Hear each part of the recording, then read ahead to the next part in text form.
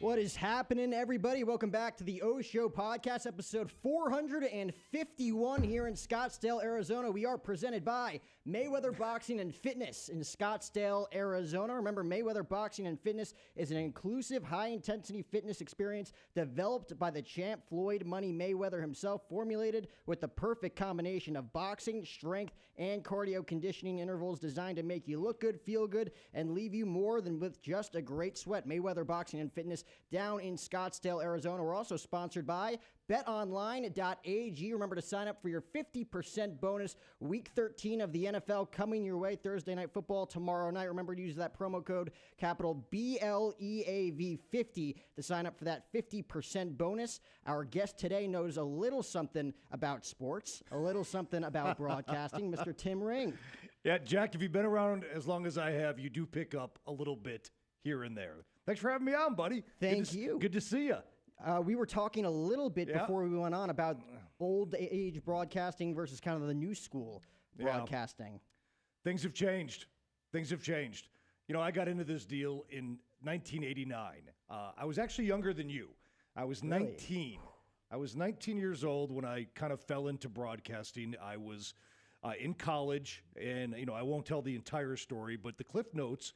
I was in college, and I wanted to work in sports. I wanted to do something in sports, and I was working for the SID department at my university. I went to school in Chicago at DePaul University, and for the SID department at a college is pretty much the PR wing of a college university's athletic department. Yeah.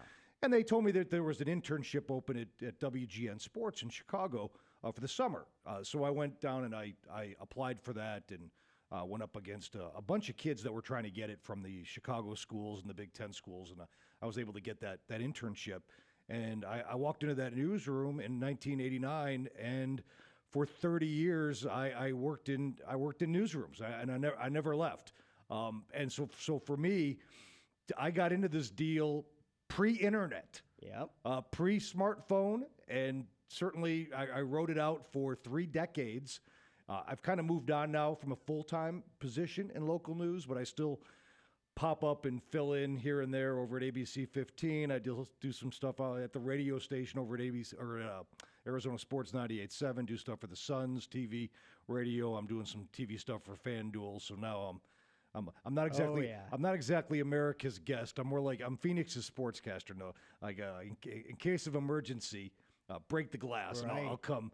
I'll come work for you when you need somebody. So yeah, I've seen the highs of the local sports and local news industry, and I've seen the lows. And I think, you know, really where we're at right now is probably across the board. Probably when you talk about the lows, probably the lowest point in the era of local television news. I think, Jack, is where we're at. But you know, I know there's a lot more to talk about than that. But yeah, it's definitely at a place right now where I never thought it would be when I got into it 30 years ago. I mean, it's going to be interesting to see where it is 5 years from now, the way the internet's moving, the way technology is increasing. Might not be here, Jack. Really? I mean, listen, the viewing audience is skewing older. You know, the research says that young people like yourself, they just don't watch local news. Yeah. I would say people even in their 30s and 40s don't watch their local newscast anymore. You know, ratings are down. They're as low as they've ever been. Advertising dollars are down. Therefore, salaries are going down within the people that work in the local newsrooms. They're trying whatever they can do to get viewers, and it's becoming more and more difficult because, you know, let's be honest. You know, people have their content sources right here in the palm of their hand, and if there's any information or content you want or you need, it is right there accessible to you in an instant.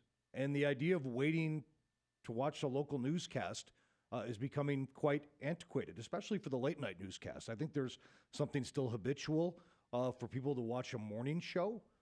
So those seem to be doing a little bit better. But the idea of people waiting for the 9 and 10 o'clock news still to get their information, to find out what happened during the day, for local sports, to find out who won or whether or not Kyler Murray is playing on Sunday, nobody's waiting until 9 o'clock or 10 o'clock anymore to find out that information. If you want it, you're going to find it out when you want to find it out. Yep. So those are the challenges that local news is facing right now, and it's real difficult.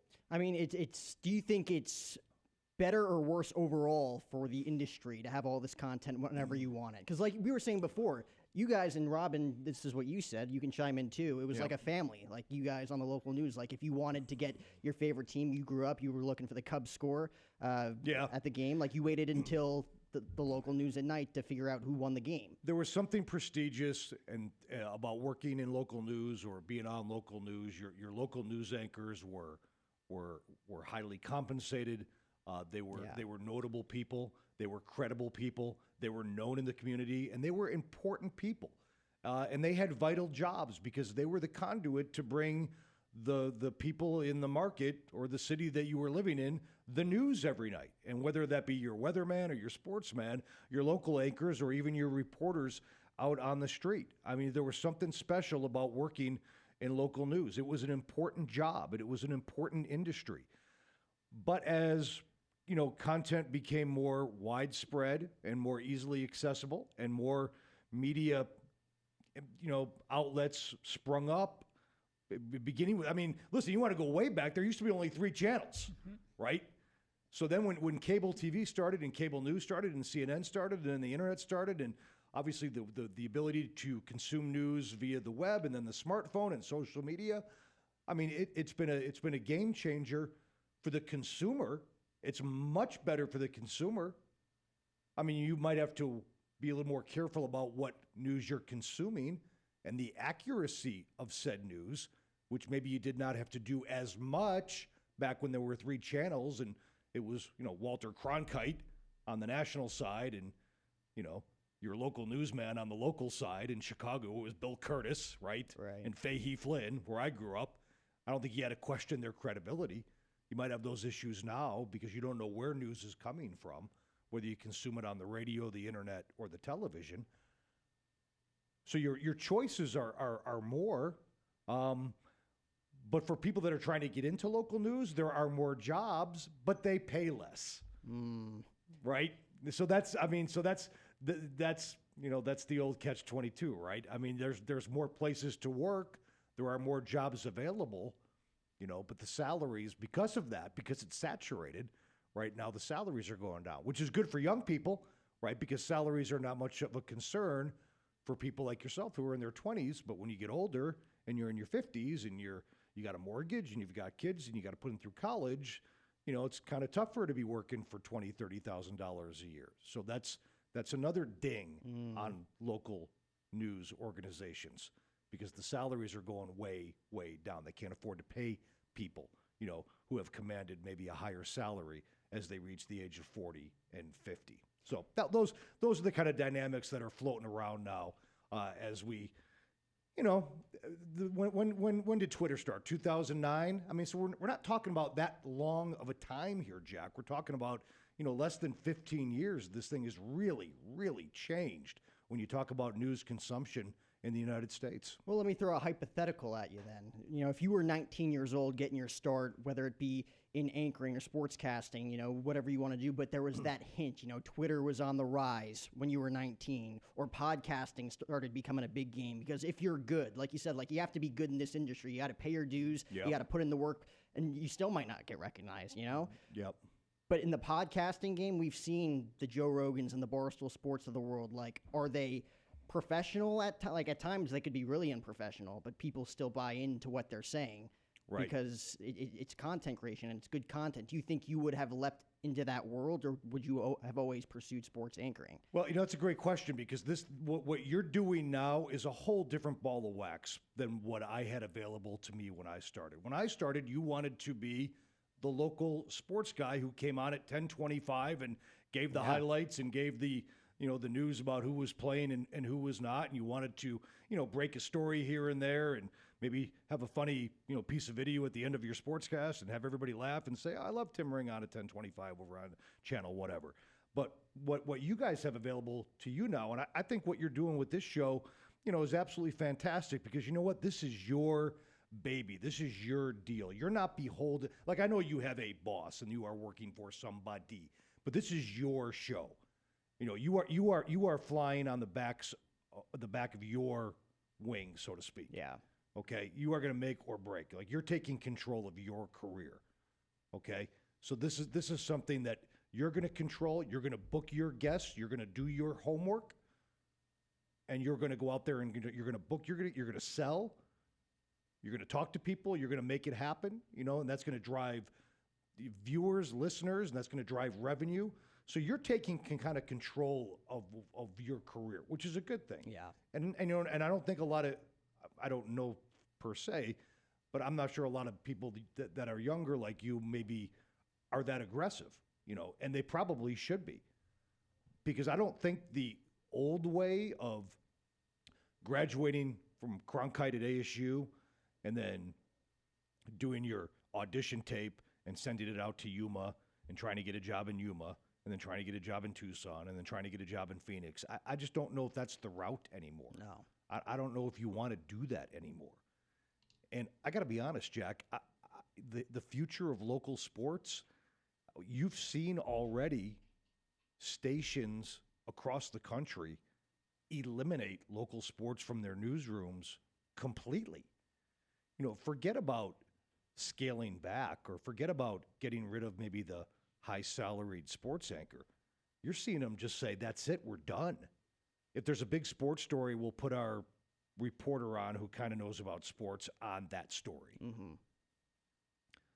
So the long game here, what's sustainable, you know, for in local sports TV, I just don't. I gotta be honest. I wouldn't recommend it as a career. But I wouldn't not recommend sports media. I would tell kids to look into what you're doing, or starting their own blog, or trying to start their own media outlet.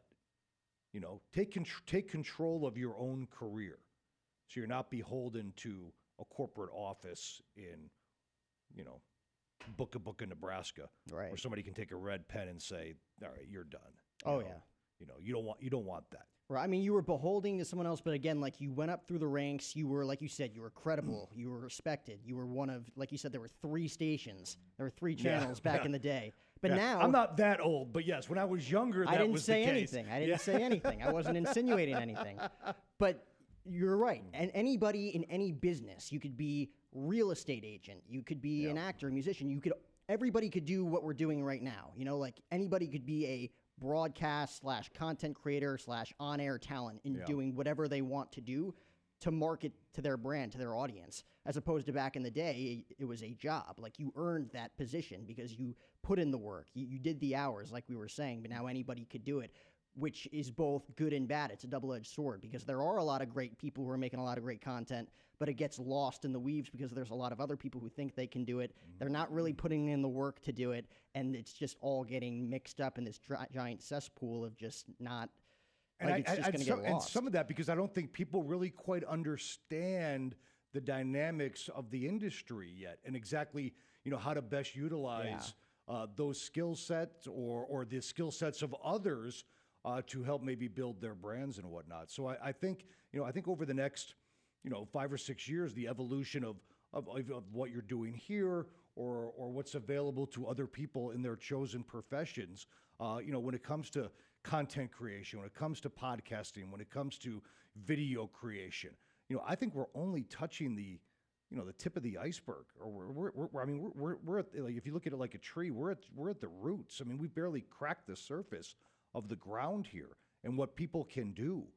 You know, I mean, everybody's got a camera now right there in the palm of their hands, right? So what people can do, you know, in their chosen fields, I think the possibilities are endless, and it's going to be real interesting to see who utilizes what's available to them, I think, in the coming years. That's going to be fascinating. What's your personal take on the kind of the new age era of content and business? You know, I mentioned Barstool Sports earlier. Like, they are considered a professional organization now, insanely successful. But to the ESPNs, the Fox Sports, some of the personnel there, it's like, I liked it the old school way as opposed to now where they're considered raunchy or unprofessional. It's just like a different dynamic there. You know what? Barstool, for me personally, I'm probably a little too old for that demographic. Oh, yeah. But I will say this. Even though I don't consume their content, I applaud what they have been able to do. What they have been able to create from the ground up. For Dave Portnoy to be able to begin handing out flyers in the middle of Boston to create what he has created, whether or not you like him or not, if you can't applaud and marvel at what he's done and what they've created there from the ground up, I don't know what to tell you. I mean, they have what they have been able to accomplish has been nothing short of fascinating. And then they had the foresight to join up with a gambling entity. Yeah. And now their profits, I mean, must be absolutely gargantuan. And good on them. So ESPN, obviously a more traditional sports network. ESPN is nibbling at the edges of getting into the gambling deal as well. They have been reluctant, obviously, because they are Disney. Disney and gambling may not be the most wholesome, perfect marriage, but I think they obviously see the potential for revenue there. So I think ultimately we're going to see them there as well. For me, for ESPN, it's funny. In the 90s, I was absolutely glued to ESPN Sports Center. I loved it. Loved all their anchors. It was appointment viewing for me every night. And I got to tell you, Jack, like over the last 10 years, and again, I don't know if this is a product of the iPhone and being able to see highlights and whatnot, or maybe just getting a little older. Like I have a real tough time kind of watching ESPN now. I don't care for the debate shows. I don't care for that kind of contrived programming. I don't care for Stephen A. Smith. I don't care for those kind of debate shows. I don't care for their the conversation driven. What I think, what's going to happen. I really maybe I'm a little more old school. I really enjoyed the old school sports centers. I really enjoyed the feature stories on athletes that were just kind of told by great storytelling reporters. But they eventually morphed into and some of this because they have so much programming. The easiest way to fill programming and to fill time is to sit two people down and have them argue for 5 minutes. That's a lot easier way to fill time than to go out and do a great 5-minute story on some athlete at the University of Colorado, right? It's a lot easier and a lot cheaper, and they got away from doing that, in the 2000s. And I think that really hurt their product. And I think, if you really listen to people, clearly people are watching that still. I don't know why, but clearly people are. They wouldn't do it. But for me, I've really become disenchanted with ESPN and their style of sports programming throughout the day. And for SportsCenter, I know they still do it, but again, I don't know. I made the magic is even gone with that too. I don't find myself gravitating to the highlight shows anymore. Maybe because I find myself on Twitter a lot, and I know if there's a great highlight, it's probably going to come on my Twitter feed. Yep. About 30 seconds after it happens. So you no longer have to check out ESPN SportsCenter to find out what happened in the world of sports that night. And a lot of people are consuming content overall, whether it be a highlight or anything else that you're watching, in short snippets. Like nobody has time to watch, like a 5-minute reel anymore about a game. It's more like, okay, 20 seconds and then up onto the next thing, swipe next. Yeah, it's the attention span and some of that has again been cultivated by our by the Twitterverse, and that's why Twitter's kind of been so successful. For one thing, you cultivate your own feed, right? You follow who you want to follow. So by rule, most everything on your feed is of interest to you. Yeah. Right? It's stuff about the teams that you have an interest in, or it's the opinion of somebody that you want to hear their opinion from. So there's a lot going on there. I kind of call it one-stop shopping. For your content. You're going to get your highlight, you're going to get your news, you're going to get your opinions, you're going to get jokes, you're going to get humor. You're pretty much going to get everything you want. I remember prior to Twitter, I was always on ESPN.com. Loved it, right? Always on there. I'm never on there anymore. Never on there. Yep. I get everything I kind of need or want from a sports content standpoint, from a resource standpoint. It's going to be on Twitter first, and it's right there.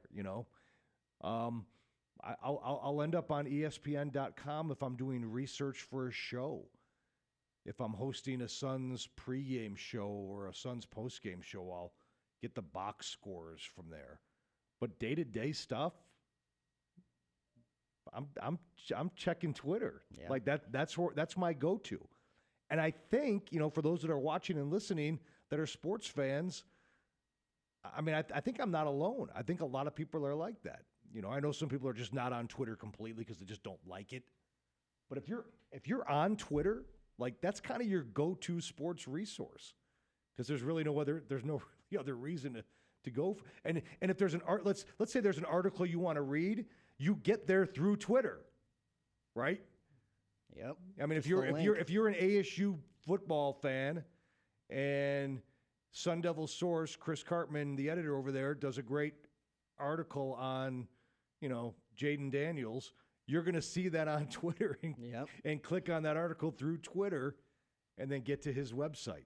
But it begins through Twitter. I find that fascinating. Yeah. And it helps. Like, it's definitely been the most efficient thing that's happened, but at the same time, I think you would agree that it's better the old way a little bit. Like, you have kids, they're probably on their phones all the time, Well, yeah, that's a whole other conversation. I mean, my kids, I have twin boys who are 14. I have a daughter who's 10. But let's just talk about the boys, right? First of all, they're not sports fans. So, I don't know why, but they're not. But what I find fascinating about that generation now, especially me, who's come from a 3-decade television career, my kids do not watch regular television. Not ever. Not ever. Like, you're saying like laptop, iPads. They are on their Xbox. Yeah. And then through their Xbox, they can access Hulu, Disney Plus, Netflix, YouTube TV. Then on their phones, they can access YouTube TV and TikTok, and they'll watch that. If I sat my boys down and said, boys, put on ABC. First of all, I'm not sure they would quite know how to get regular TV on from the smart TV. And I damn sure know they would not know what channel ABC is in Phoenix. And to make it worse, their mother is a news anchor on ABC 15. Where's the support? That's funny. So that goes to show you how this generation, and I can't speak for every child, but I've got a pretty good idea that if my kids are like that, other kids are like that too. Now, how crazy is that? I mean, could you imagine? This again, we circle back now to the future of local news. So, Jack, your generation, kids in their 20s, you guys are not really watching local news. Young adults in their 30s, probably not watching local news. I don't think people in their 40s are either. Well, kids in their teens don't even know how to access local TV. Well, what's the future going to be like in 30 years or 20 years when my kids are in their mid-30s? Yeah. I mean, does local TV forget local news? How about local TV, period? Like, what's going to happen when this generation who doesn't even know how to turn on local TV, or I don't know what ABC is, what's NBC, what's CBS? I mean, they don't even know. It's crazy. And it's also, and I don't know about you guys, but again, TV's my industry, so I've always kind of paid maybe a little more attention to it than other people. Even back in the 90s, I kind of knew what TV shows were on local TV during the week. I mean, I didn't watch them all, but Like, remember, like, the Thursday night lineup on NBC, like, Friends and Seinfeld and, like, even, like, what's on local TV right now? I don't, I don't know. Right? We all watch our shows on, on Netflix, and, we all have our shows that we like on, that we stream and whatnot. Like, what's on local TV? Are people watching? Like, name a show. Is like Hawaii Five-0 still on?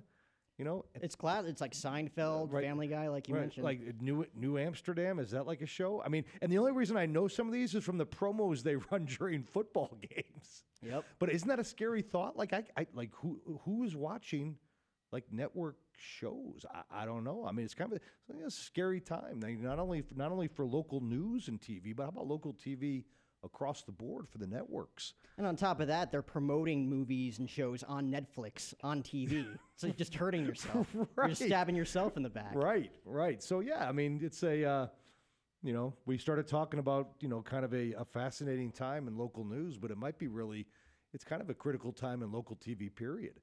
Because I think about my 14-year-old boys, and, they don't, there's like, when I say I mean never.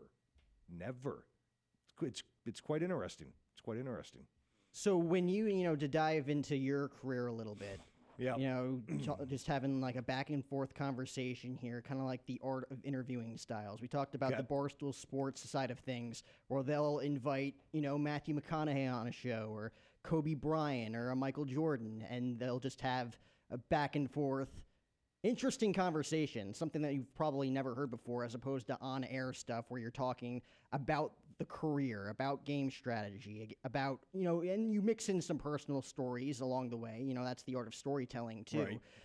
When it comes to your interviewing style, how did you find that at a young age when it came to finding your own personal style, but at the same time doing what the network wanted you to do? Yeah, you know what? That's interesting. I think there first and foremost has to be a degree of trust from the person that you're interviewing, because I think there's always, depending on the person you're talking to, there's always a little bit of a force field or a guard up, because they don't want to say anything that's going to end up inflammatory or is going to be taken the wrong way, or going to end up, making headlines or news. So especially professional or collegiate athletes, they're just programmed to speak in cliches, right? So if you can build up a relationship with somebody, that's great. But that's not always the case, right? You can't always have that opportunity to do that. If you can, you're going to get a comfort level where maybe that force field or that guard comes down a little bit, and then you're going to get a more honest and sincere back and forth with that person. But if you can't do that, I think the best thing you can do to build a trust with an interview subject, and this goes for any interview you ever do, is, for me, it's always about doing your homework. I really think that if one does their homework and they really put the effort into preparation, in terms of what they're asking and how they're asking, the person that's being interviewed, I guarantee 100% will pick up on that. Yeah. It will be appreciated, and it will be reciprocated with sincere answers that maybe go above and beyond the normal cliche or give and take that you might get, without doing that. From what I have found is that if you show them that you've done the work and that you've put time into this and you've researched them, they're going to feel that, and they're going to appreciate that, and they're going to give you something back. And I just think that's imperative for any interview that you go into, and I've always believed in that. So whenever I go into something where I sit down with somebody, and whether it be a 20-minute interview or a 2-minute interview, I really put some thought into it. I really try to figure out, like, what would be really good to talk about. Because sitting down and just gunning from the hip, I mean, yeah, you might get moments of candor. You might get lucky. You might have a great follow-up, coming off of something that they say, which could produce a great moment. But more times than not, if you do your homework and you do your digging and you find something in their life and their career and you pull that out and you show that person, or maybe it's a moment in their life that you read about, or maybe a quote they gave years ago, or maybe an anecdote that they went through, and you can kind of draw that out of them and you show that person that you took the time to do your homework on that and do your research on that, they're going to appreciate that. And then not only for that particular question, that will then pay off for the rest of your queries throughout the interview. Yeah. They are now like, okay, this dude put some time and effort into this. I'm going to open up for the rest of his questions. So I just think it creates a much more interviewee friendly environment. Right. I think if you go in, because the other side of the coin, I can promise you this: if you're just winging it and you didn't do your homework and you didn't do your prep work and you're asking stupid questions and you're asking generic questions, they're going to know it. They're not going to want to be there, and they are going to shut you down. And no one's going to listen to that anyway. And nobody's going to listen to that. A, it's going to be bad. B, it's going to be the same thing that they've done over and over again. Right. And there's nothing worse than that. Like towards the end of my career, like not every interview, Jack, has to be like two guys in a chair with lights and 60 Minutes Right. crap. Some of this can just be like a typical press conference. Like, the Cardinals head coach, whether it be Cliff Kingsbury or Steve Wilkes or Bruce Arians or Ken Wisenhunt, the coaches I covered, they have press conferences every Wednesday, Thursday, and Friday. And when I would go to those press conferences, I just wouldn't show up and just start, thinking of stuff on the fly. Like, I would sit at home and I would do my homework and I would think like, okay, not only what's a good question, but what's a way to phrase this question that could actually give me a good answer that I could put on television that night. And a lot of times I'm kind of going off on a tangent here, but a lot of times the way you can phrase the question and the way you phrase the question will actually impact the way it's answered. Yep. Because if you give them a way out in your question, they'll take the way out. Oh, yeah. But if you can design your question in a way that they can't take an easy way out, you're going to get yourself 20, 25 seconds of good stuff. So I would put the time in, and then sometimes you'd get to these press conferences and you can tell people are just like, hey, man, what about this? What about that? And it's like, God, like, what is he going to say? Well, he's not going to answer that. He's not going to give you anything on that. Right. And some of that is newspaper stuff where they actually don't need a long comment.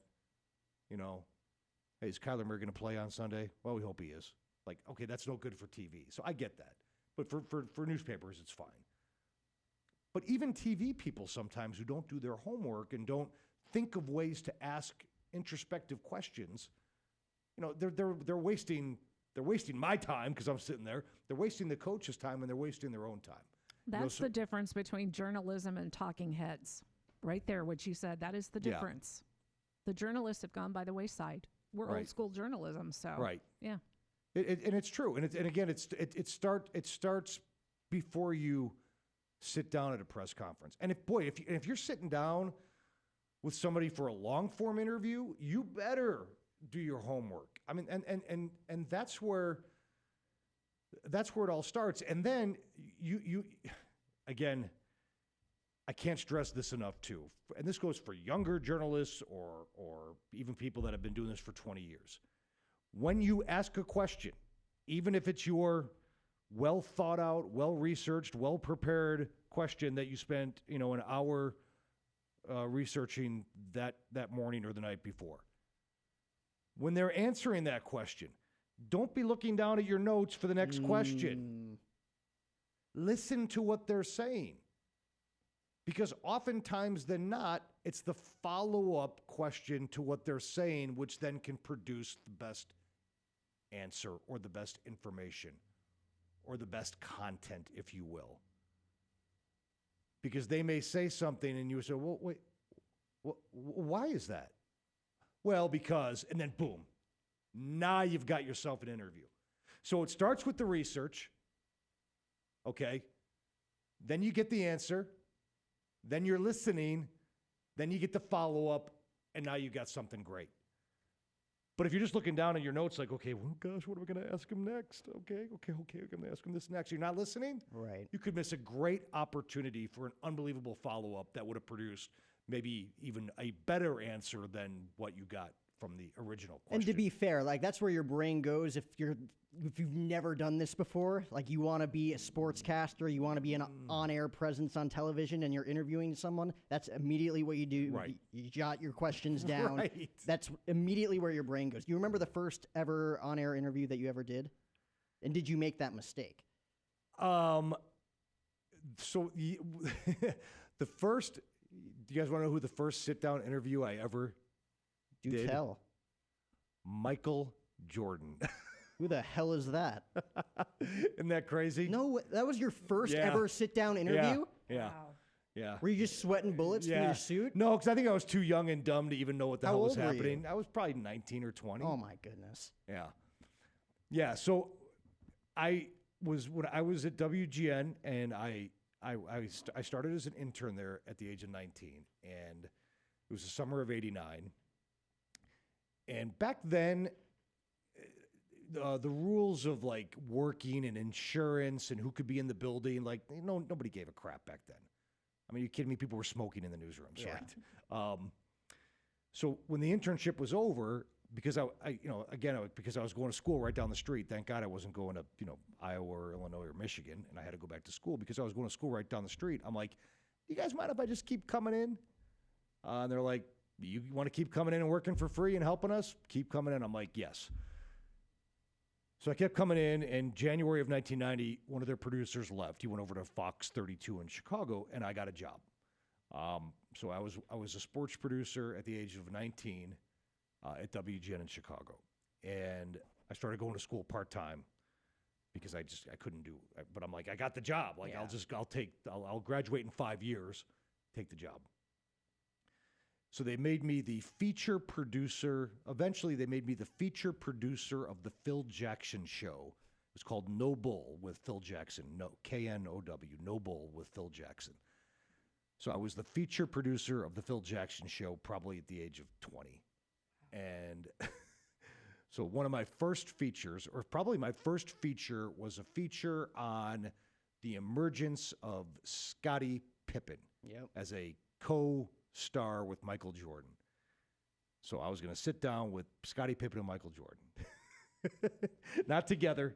And the first person that I sat down with was Jordan. So I went down to a game, and the Bulls PR guys, you'll have Tim, you'll have Michael for 5 minutes here before the game. Now, this is like 1990, so like Jordan hadn't even won a title yet. Like he wasn't quite Michael Jordan yet. And I wasn't quite Tim Ring yet, so we were just a couple young bucks. But yeah, Michael. So no, I mean, I was not in, but I do remember doing my homework and writing down my questions. I doubt I was listening to his answers, though. I doubt I was at that place yet. But yeah, so that was my start, and my first on-air job, and it wasn't a job; it was one hit.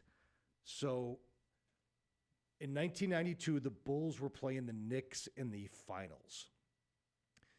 So WPIX in New York, or not the finals, the playoffs, excuse me. WPIX in New York City calls our newsroom, our sports department at WGN, and they're like, hey, listen, Gary Gerard, one of our sports anchors, his mom died. So he can't go to game one on Sunday. Is there anybody in your sports department who could do a package for us for that night on the game? And I'm like, yeah, I'll do it. I mean, honestly, why not? Right. I had never You're been. going to teach yourself. I in the had moment. never been on the air, right? But I because I went to DePaul, and DePaul was not like Cronkite. We didn't have a TV studio. I had never been on the air. I'd been a producer now for almost 3 years, so I'd been around it. Like I could write. Right. I knew how to do a package. But in terms of tracking, like voice over work and doing a stand-up, never been on the air. But I'm like, oh yeah, I'll do it. So the best teacher. So I'm like, okay. So we went down there, and I went down to the Bulls-Knicks game, and it was game 1, and huge fight breaks out. Huge fight. You can probably find it on YouTube. John Starks is in the middle of it. So John Starks gets thrown out of the game, and Starks is like a hothead, right? So he gets thrown out of the game in the third quarter, something like that. So after the game, all the New York media is lined up. And like, if you know anything about New York media, that's like the real deal, right? Yeah. So because I'm from Chicago, I know where the Knicks locker room is more than the New York media. So I happen to be the first in line at the Knicks locker room door when the game is over. So the game ends, and they open up the locker room, and the media rushes in, and I'm first. And there I am face to face with John Starks, who had gotten thrown out. And now I'm blanking bricks at this point, because I'm like, what am I? I'm 22 years old. Yeah. I don't know what I'm doing. It's like the real deal. It's like Pat Riley's Knicks, like John Starks, Michael Jordan, I don't know John Starks. I'm in Chicago. He doesn't know me, and I'm face to face with him. Now I've got to interview John Starks about getting thrown out of a playoff game for fighting. Now I don't have those skills yet, right? So you talk about getting thrown into the fire, but I did it, and I got through it, and I'm sure my lips were quivering when I was asking him questions. And I did a package, and we fed it back via satellite to New York City, and I had relatives in New York, and they all watched. And my very first on-air package ever aired in New York City, and that's how I got my on-air start, And then then my actual first on-air job was in a very small market called Wausau, Wisconsin. But I did make my on-air debut in the nation's #1 market, New York City. That is an unbelievable story. And you carry that all the way, 30 plus years later. Now you're kind of in the film game now. Film production with Gift of a Lifetime. Yeah, thanks for asking about that.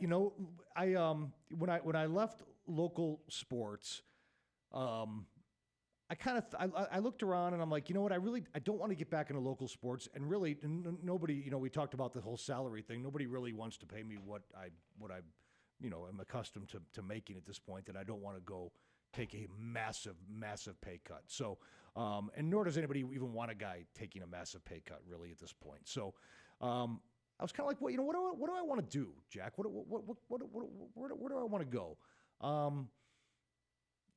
Working at a sports network job would be great, but we have 3 kids here. My wife Faye is a news anchor at ABC 15. We love working here. So looking for a network job, those are tough to get anyway, so it just didn't seem really realistic. So I was like, what if I took my television writing and producing skills and tried to do something maybe a little different? So, the Cliff Notes story on this, the real brief version of it is I was always a fan of watching documentaries on biographies on famous people's life stories, whether it be on HBO or Netflix or whatnot. I just really like watching how those are the stories of people's lives.